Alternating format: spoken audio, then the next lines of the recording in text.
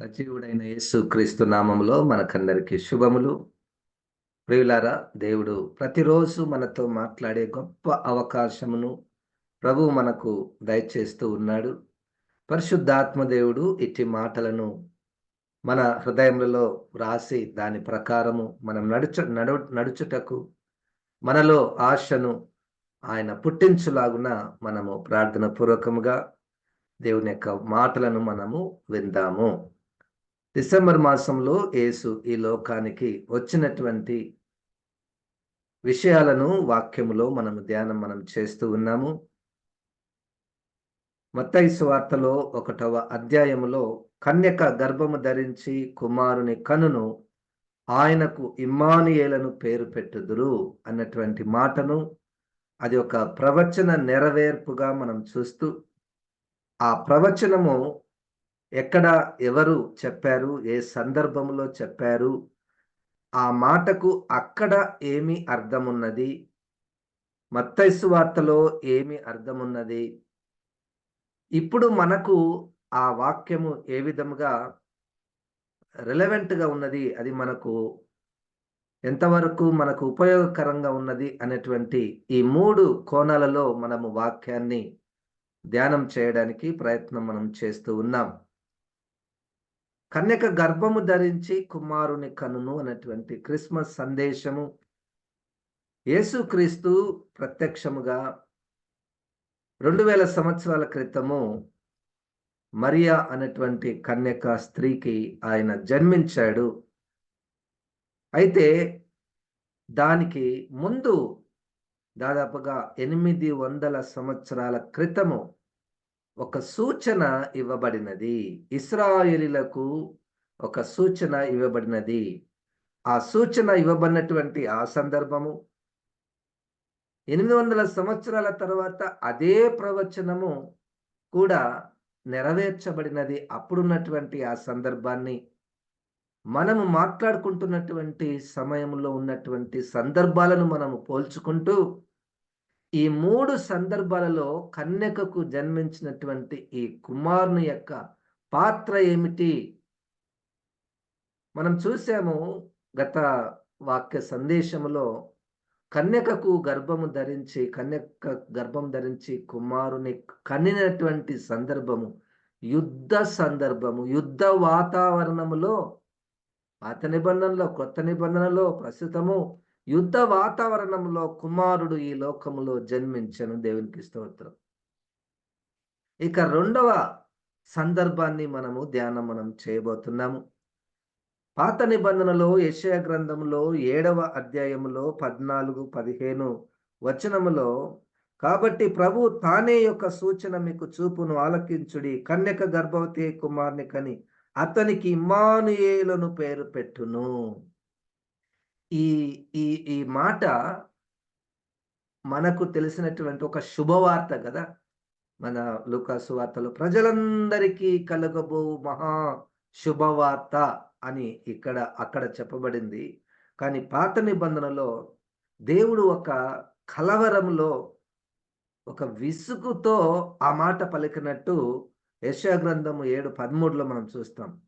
అతడు ఇలాగూ చెప్పాడు, దావీదు వంశస్థులారా వినుడి, మనుషులను విసిగించుట చాలదనుకొని నా దేవుని కూడా విసికింతురా. ఇది యెషయా గారు ప్రవక్త, సేవకుడు, దేవుని ప్రజల దగ్గరికి వెళ్ళి, మీరు మనుషులను విసిగిస్తున్నారు, అంత మాత్రమే కాక దేవుణ్ణి కూడా విసిగిస్తున్నారు గనుక ఇదిగో దేవుడే మీకు ఒక సూచన ఇస్తున్నాడు. కన్యక గర్భవతి కుమారుని కని అతనికి ఇమ్మానుయేలును పేరు పెట్టుదురు. 15వ వచనం, కీడును విసర్జించుటకును మేలును కోరుకొనుటకును అతనికి తెలివి వచ్చినప్పుడు అతడు పెరుగు తేనెను తినును. కీడును విసర్జించుటకును మేలును కోరుకొనుటకును ఆ బాలునికి తెలివి రాక మునుపు నిన్ను భయపెట్టు ఆ 2 రాజుల దేశము పాడు చేయబడును. ఆ 2 రాజులు, ఇక్కడ మొత్తం 3 రాజులు ఉన్నారు. యూదా రాజు ఆహాజు, ఇశ్రాయేలు రాజు పెకాహు, సిరియా రాజు రెజీను అనేటువంటి ఈ రాజులు. అయితే ఇశ్రాయేలీలు మరియు సిరియనులు వారిద్దరు కూడా కలిసి యూదా రాజును, యూదా ప్రజలను భయపెట్టాలని, వారిని పట్టుకోవాలని, చెరకు తీసుకొని పోవాలని వారు ప్రయత్నం చేస్తూ ఉన్నారు. కన్యక గర్భము ధరించి కుమారుని కనును. ఆ కనుట ద్వారా కుమారుడు పుట్టుట ద్వారా ఇశ్రాయేలీలు, సిరియనులు, యూదులకు ఒక శ్రమ. మరి ఎవరికి శుభవార్త? ఎవరికి శుభవార్త అంటే, కీడును విసర్జించి మేలును పట్టుకొనుటటువంటి వారికి శుభవార్త. వారు పాలు తేనెలు అనగా వారికి సమృద్ధిని దేవుడు అనుగ్రహిస్తాడు. చూడండి, మనకు తెలుసు యేసుక్రీస్తు ఈ లోకానికి వచ్చుట ద్వారా రక్షణ, సమాధానం. అది ఒక శుభవార్త, నిజంగానే శుభవార్త. అది ఎవరికి శుభవార్త మనము ముందు దినములలో మనం ధ్యానం చేయబోతున్నాము. ఇప్పుడు ఆయన పుట్టుక ద్వారా కొంతమందికి శ్రమ, పాడు చేయబడును. వారి దేశములు పాడు చేయబడును. ఎందుకు వారి దేశములు పాడు చేయబడును? కన్యకకు పుట్టినటువంటి కుమారుని ద్వారా ఆ 3 దేశాలు పాడు చేయబడును.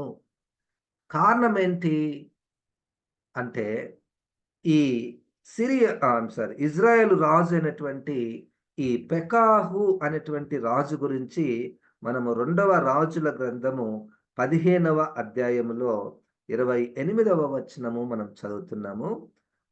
2వ రాజుల గ్రంథము 15వ అధ్యాయము 28వ వచనము.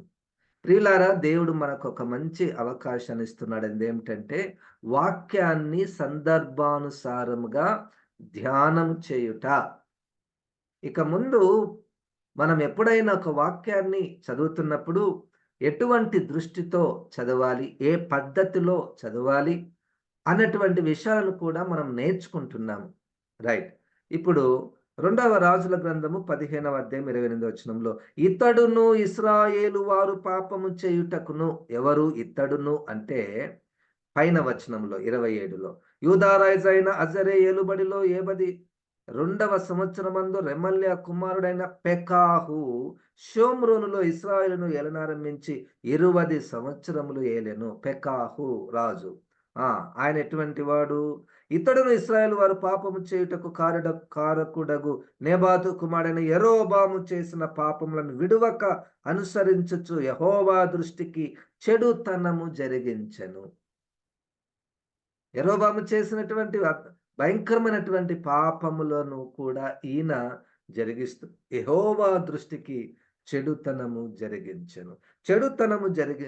ఒక రాజుగా ఉండి దేవుడు ఒక ప్రజలను పరిపాలించేటటువంటి అవకాశమును ఇచ్చినప్పటికీ దానిని దేవుని పద్ధతిలో చేయక ఆయన చెడుతనము, పాపములో పడిపోయినట్టు మనము ఇక్కడ చూస్తున్నాము. 2వ రాజుల గ్రంథం, 2వ దినవృత్తాంతముల గ్రంథములో 28వ అధ్యాయములో ఈ పెకాహు అనేటువంటి రాజు గురించి 9వ వచనంలో ఈ విధంగా వ్రాయబడింది. యెహోవా ప్రవక్తయగు ఓదేదు అను ఒకడు అచ్చట ఉండెను. అతడు షోమ్రోనునకు వచ్చిన సమూహము ఎదుటికి పోయి వారితో ఇలాగు చెప్పెను, ఆలకించుడి. మీ పితరుల దేవుడైన యెహోవా యూదా వారి మీద కోపగించినందుచేత ఆయన వారిని మీ చేతికి అప్పగించెను. మీరు ఆకాశమునంటున్నంత రౌద్రముతో వారిని సంహరించితిరి. ఇప్పుడు మీరు యూదా వారిని యెరూషలేము కాపురస్తులను మీ కొరకు దాసులందుగాను లోబర్చుకొనదలిచి ఉన్నారు. మీ దేవుడైన యెహోవా దృష్టికి మీరు మాత్రము అపరాధులు కాకయున్నారా? ఈ పెకాహు అనేటువంటి ఇశ్రాయేలు యొక్క రాజు కాలంలో ప్రజలు తన సహోదరులైనటువంటి యూదా వారిని చెరగా పట్టుకొని వచ్చి వారిని ఆకాశమునంటున్నంతగా వారి మీద రౌద్రము చూపిరి, కోపగించిరి, శ్రమ పెట్టిరి.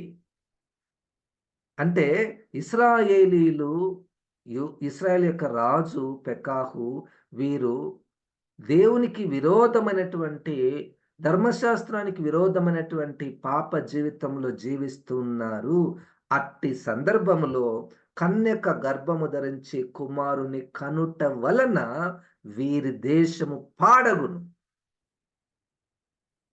ఇది ఒక క్రొత్త పాఠము, ఒక క్రొత్త కోణములో ఒక పాఠము.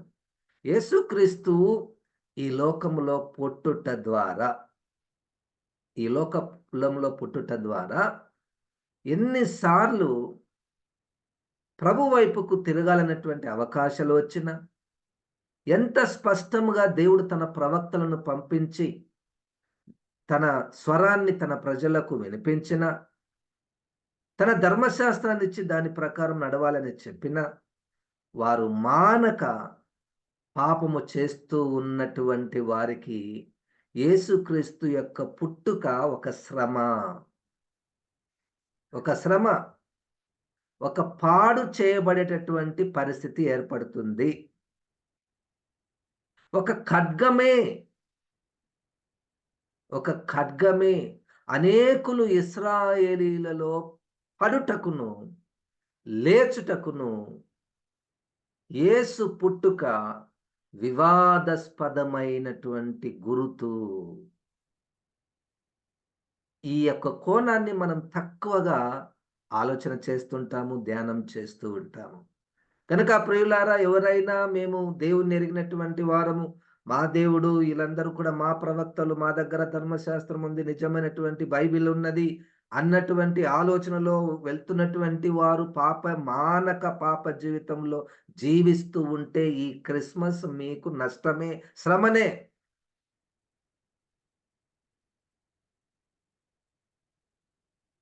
యెషయా గ్రంథంలో 7వ అధ్యాయములో 5, 6 వచనంలో ఈ యొక్క ఇశ్రాయేలీలు వారు ఏ విధంగా ఆలోచన చేస్తున్నారు చూడండి.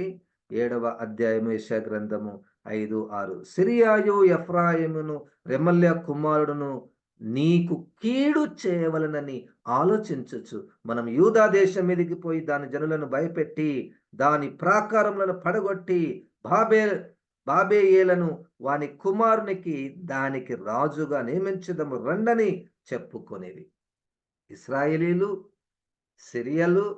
సిరియనులు కలిసి రండి, మనం యూదా దేశం మీదకి పోయి వారి జనులను మనం భయపెడతాము, వారి ప్రాకారములను మనం పట్టుకుందాము అంటే, ఇద్దరు సహోదరులు, దేవునికి ఇద్దరు కుమారులు, ఇశ్రాయేలీలు, యూదావారు. అయితే ఈ ఇశ్రాయేలీలు యూదా వారిని, అంటే తమ సహోదరులను నష్టపరచాలని, కష్టపెట్టాలని, వారిని దోచుకోవాలన్నటువంటి ప్రయత్నము అప్పుడు జరుగుతుంది.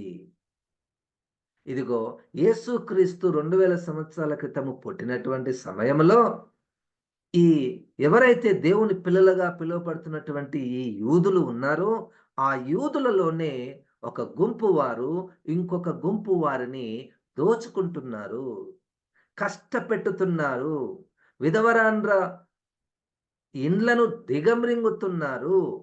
అది వాక్యంలో చెప్పబడింది. అపోస్తుల కార్యముల గ్రంథములలో క్రైస్తవ సంఘములో సహోదరులని కష్టపెడుతున్నారు, వారికి కీడు చేస్తున్నారు. మొదటి కొరింథీయులకు రాసినటువంటి పత్రికలో 11వ అధ్యాయములో అక్కడ బలవంతులైనటువంటి వారు, ధనవంతులైనటువంటి క్రైస్తవులు బలహీనులైనటువంటి పేద క్రైస్తవులను ఇబ్బంది పెట్టుతున్నారు. ఆ సందర్భంలో ఇప్పుడు మనం జీవిస్తున్నటువంటి కాలానికి క్రైస్తవులు ఇంకొక క్రైస్తవ గుంపును ఇబ్బంది పెట్టడము, కష్టపెట్టడము, వారిని దోచుకోవడము, వారిని శ్రమ పెట్టడము జరుగుతుంటే ఈ క్రిస్మస్ అనేటువంటిది వారికి ఒక నష్టము. కన్యక గర్భము ధరించి కుమారుని కంటే ఎవరైతే ఈ యొక్క పాప జీవితంలో జీవిస్తున్నారో వారికి వారు పాడు చేయబడుదురు. లోకమందంతటికి ప్రకటించవలసినటువంటి మహాశుభవార్త ఎవరికి? ఆయనకు ఇష్టులైనటువంటి మనుషులకు భూమి మీద సమాధానము. ఆయనకు ఇష్టులైనటువంటి వారు. ఎప్పుడు ఇష్టం పుడుతుంది? ఆయనకి ఎవరు ఇష్టము? ఆయన అనేక మార్లు మనకు తన సందేశాన్ని అనేక విధాలుగా, అనేక కాలములలో, నానా కాలములలో, నానా పద్ధతులలో తన వాక్యాన్ని బోధించిన తరువాత ప్రజలు ఆయనకు వేరుగా, దూరంగా, వ్యతిరేకంగా తిరుగుతే వారికి ఇది నష్టమే, కష్టమే, శ్రమయే. మనము దాన్ని మర్చిపోయి, మనం దాన్ని మర్చిపోయి ఇతర క్రైస్తవులను, ఇతర క్రైస్తవ సహోదర సహోదరులను మనం ఒకవైపు ఇబ్బంది పెడుతూ, మన సొంత వారైనప్పటికీ వారిని కష్టపెడుతూ, ఇంకొక వైపు మేము క్రిస్మస్‌ని సెలబ్రేట్ చేసుకుంటాము.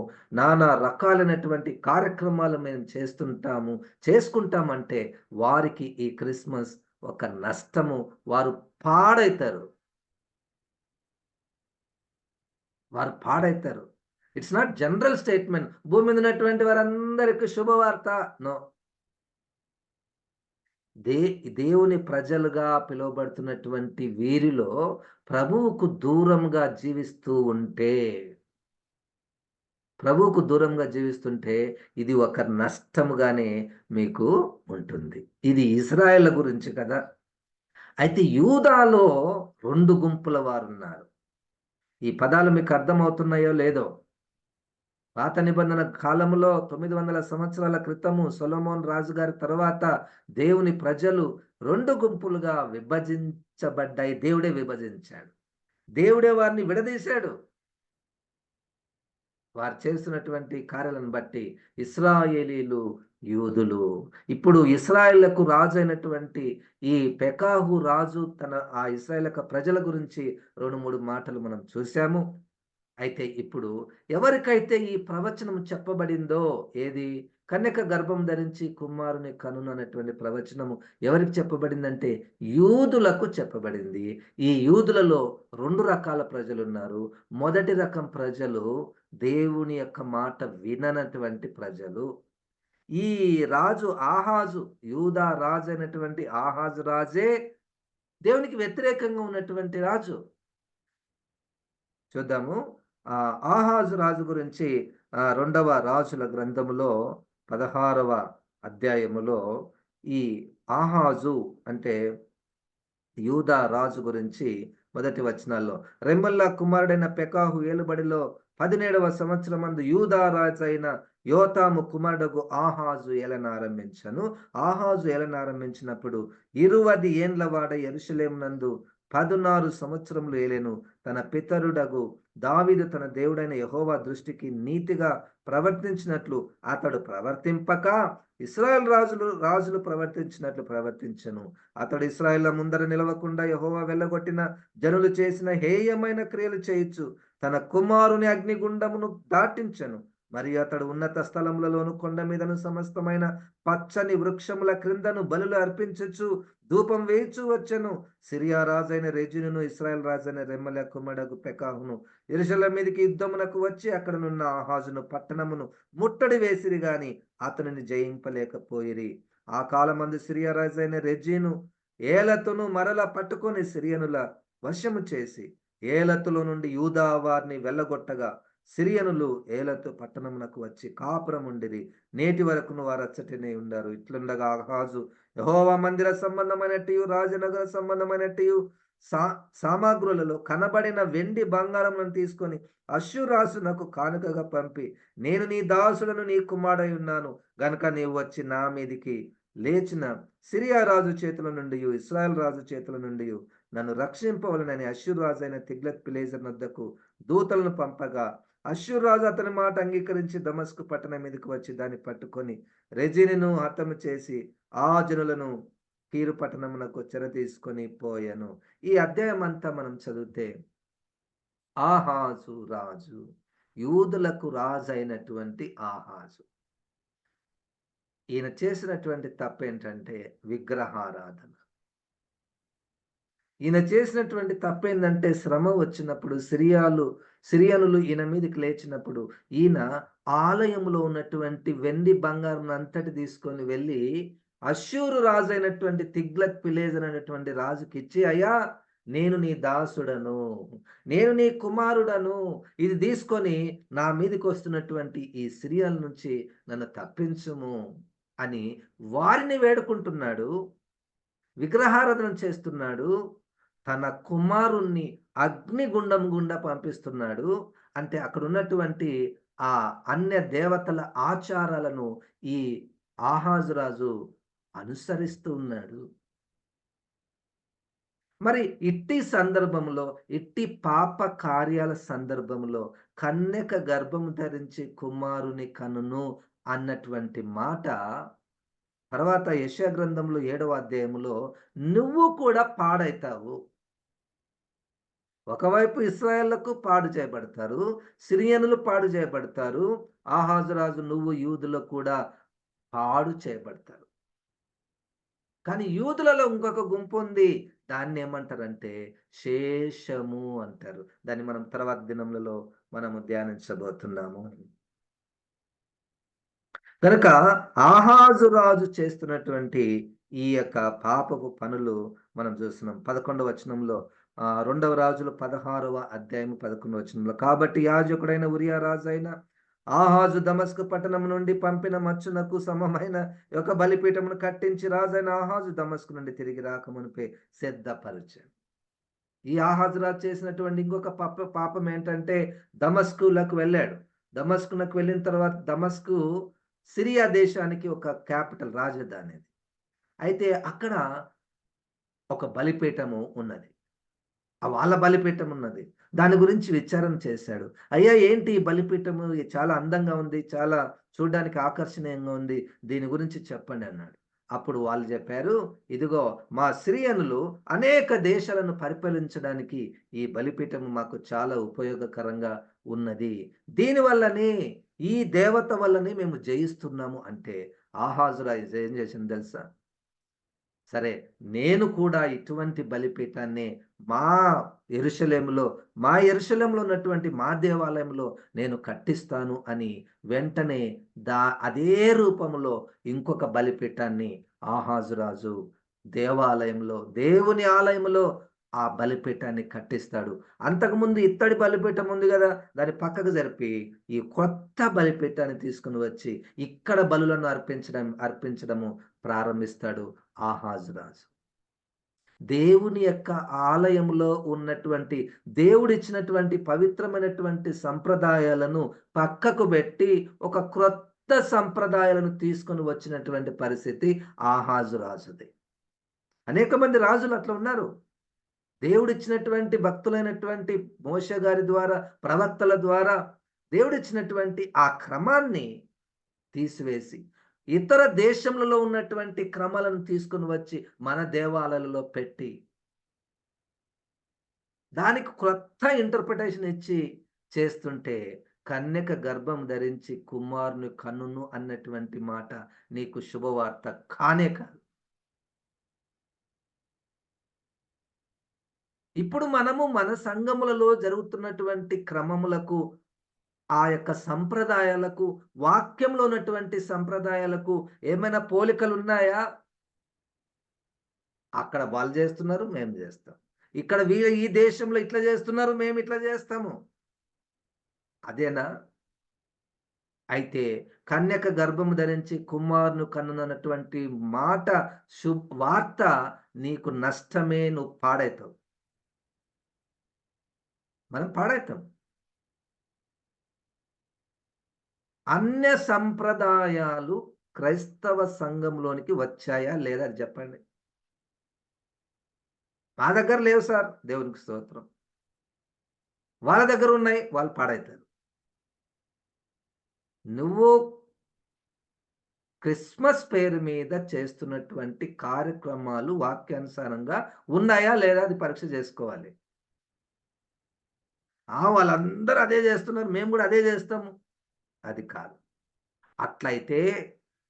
అట్లయితే ఈ యొక్క క్రిస్మస్‌లో క్రీస్తు పుట్టుక నీకు నష్టమే. నువ్వు పాడైతావు. నాశనమవుతావు అన్నటువంటి మాట బైబిల్ రాయబడింది. పాత నిబంధనలో 700 సంవత్సరాల క్రితము కన్యక గర్భం ధరించి కుమారుని కనును అన్నటువంటి సూచన ఇశ్రాయేళ్లకు, యూదులకు, సిరియనులకు నష్టము, కష్టము, పాడైతారు. నాలుగవ గుంపు వారున్నారు. వాళ్ళు శేషము. వాళ్ళకు ఎందుకు శుభవార్తను మనము చూడబోతున్నాం. కానీ ఈరోజు మనం ఏం నేర్చుకుంటున్నామయ్యా అంటే, ఆ సందర్భం ఏమిటి?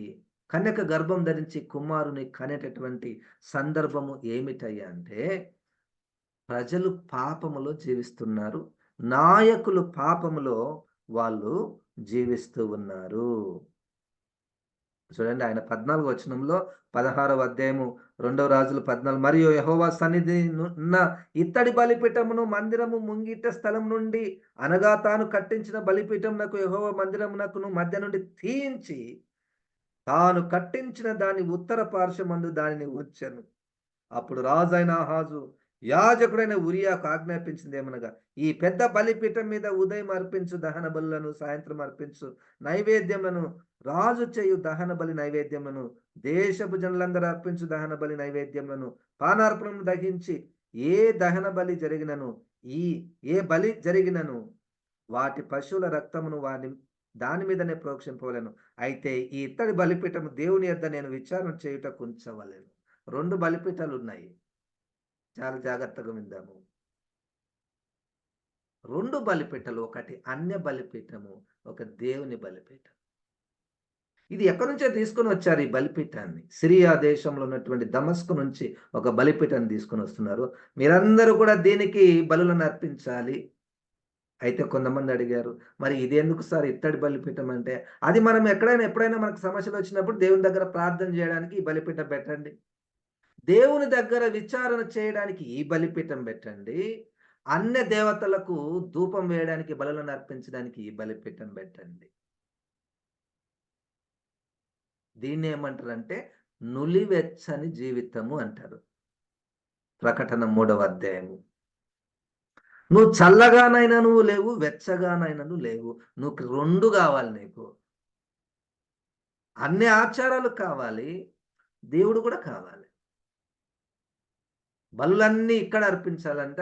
ఎప్పుడైనా మనకు అవసరత వచ్చినప్పుడు, ఇబ్బంది వచ్చినప్పుడు ప్రార్థన చేయడానికి ఈ దేవుడు కూడా కావాలి. నీ దేవుడు రోషము కలిగిన దేవుడు.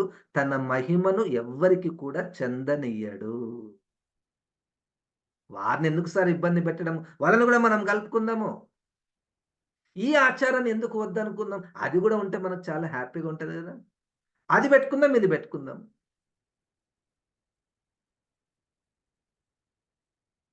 ఒక్కటే ఉండాలి. అది ఏది? అది ఏది?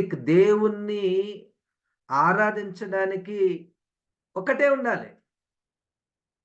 ఈ క్రీస్తు పుట్టుక సందర్భంలో నానా రకాలైనటువంటి ఆచారాలు సంవత్సరం పెరుగుతున్నాయి. మీకు తెలుసా? మీకు తెలుసా? ప్రస్తుతము నేను చూసినటువంటి విధంగా అన్య ఆచారాలు సంఘాల ముందు వ్యాపారములు పెట్టుకొని అమ్ముతున్నారు. సంఘము ఆలయము ముందటనే షాపింగ్. ఏం షాపింగ్? అన్ని ఆచారాలకు సంబంధించినటువంటి క్రిస్మస్ ఐటెమ్స్ అన్నీ అక్కడ పెట్టుకుంటే, మనం పోయి వాటిని కొనుక్కొనొచ్చి మన ఆలయంలో పెట్టుకుంటాం. ఎప్పుడు? అప్పుడు లేవే ఇవి? అప్పుడు లేవే. అప్పుడు మనకున్నటువంటిది ఒకటే, క్రీస్తు శిలువ తప్ప ఏం లేవు.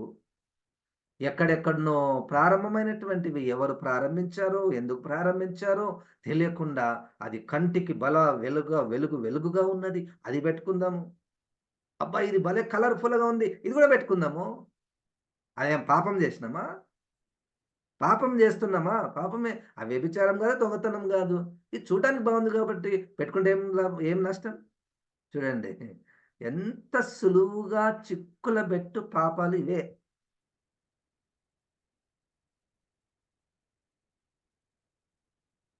The message is mispresented. The gospel of Jesus' birth is mispresented through these unwanted traditions. నాకు తెలీదు. పరిశుద్ధాత్మ దేవుడు ఒకవేళ మిమ్మల్ని ఆ విధంగా నడిపిస్తున్నాడేమో. అది పెట్టుకోవాలి మనం. అది ఆ బలిపీఠం ఎంత బాగుంది, ఎంత అందంగా ఉంది. అది పెట్టుకోవడం ద్వారా మనకు ఒక్కటుంటే ఏం లాభం సార్? 2 ఉంటే బావుంటది. ఒక్క నక్షత్రం పెట్టుకుంటే ఏం బావుంటది? ఒక్కటే మా సంఘంలో ఒక్కటే నక్షత్రము.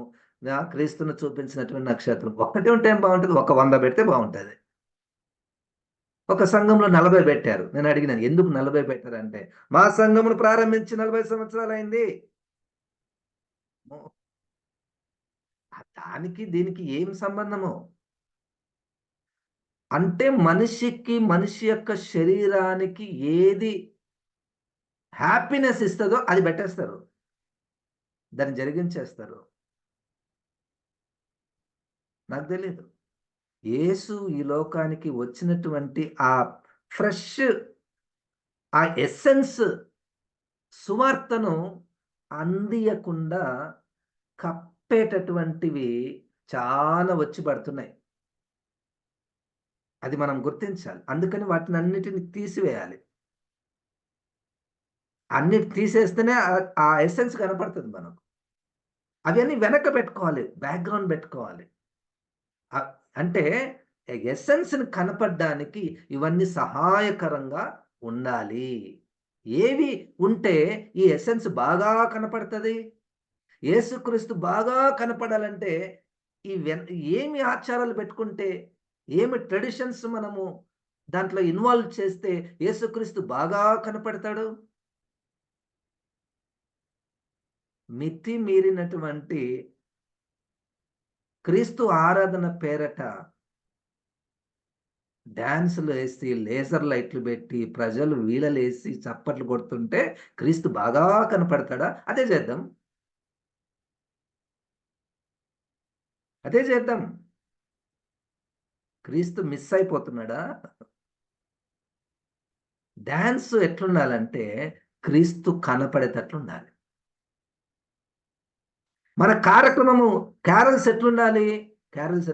క్రీస్తు కనపడేటట్లుండాలి. నువ్వు తిను, నేను తిను అనేది గాదది. నువ్వు ఎగురు, నేనెగురు అనేటువంటిది గాదు. సరే తిందాము, ఎగురుదాము. క్రీస్తు కనపడుతున్నాడా? ఆ కుటుంబానికి నిజముగా క్రీస్తు పుట్టుక ద్వారా అయ్యా మీకు దేవుని రక్షణ. మీకు రక్షణ వచ్చింది దేవునికి వందనాలు. రక్షణ లేకపోతే ఇదే రక్షణ సమయము. నువ్వు రక్షించబడాలన్నటువంటి వార్త ప్రెజెంట్ చేయడానికి ఏ కార్యక్రమం పెట్టుకుంటే బావుంటది? కొంత కఠినంగా ఉంది కదా! పరిశుద్ధాత్మ దేవుడు మనకు సహాయం చేస్తాడు. 2 బలిపీఠాలు. ఈ బలిపీఠం ఎందుకంటే వాళ్ళకు సహాయం చేసింది సార్ ఈ బలిపీఠమే. ఈ బలిపీఠం ద్వారా వాళ్ళు చాలా యుద్ధాలలో గెలిసారు కాబట్టి మనం గూడా పెట్టుకుందాము. సులువుగా చిక్కులబెట్టు పాపములు. పరిశుద్ధాత్మ దేవుడు మనల్ని సర్వ సత్యములోనికి నడిపించునుగాక ప్రార్థన. జీవం గల తండ్రి మాకిచ్చినటువంటి మాతో మాట్లాడినటువంటి ఈ వాక్యాలను బట్టి తండ్రి కొందనాలు. మమ్ములను సర్వ సత్యములోనికి నడిపించమని యేసు నామమున ప్రార్థిస్తున్నాం తండ్రి. ఆమేన్. ఇప్పుడు మన పరమ తండ్రైన దేవుని యొక్క ప్రేమయు, ప్రభువైన యేసుక్రీస్తు యొక్క కృపయు, పరిశుద్ధాత్మ దేవుని యొక్క సహవాసము మనకందరికి సదాకాలము తోడై ఉండును గాక. ఆమేన్. ఆమేన్. దేవుడు మనల్ని దీవించును గాక.